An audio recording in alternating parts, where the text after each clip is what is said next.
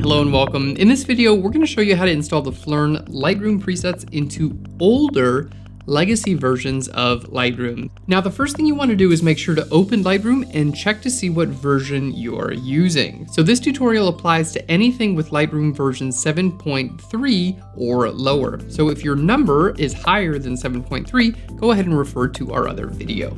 So if you haven't already done so, go ahead and download Phlearn Lightroom presets and navigate to your DNG folder. And this is what we're going to import directly into Lightroom. So here in Lightroom, let's go ahead and find our Phlearn DNG folder. Go ahead and click on all your images and click on import. And here we can see they add right into Lightroom.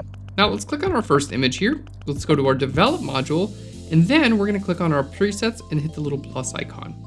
Go ahead and create a new folder. Hit create, and now we're going to give it the same preset name that's in our file name. So in this case, it's going to be Film Noir Basque. And we want to make sure that all of our settings down below are checked and hit create. Now just repeat this process for each of the images in your download. It's going to take all of the settings from these images and apply Lightroom presets from them.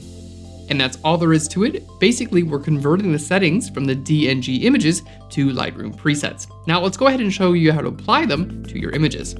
Start by importing a group of images. Here we can see we're installing them from a different Lightroom preset pack.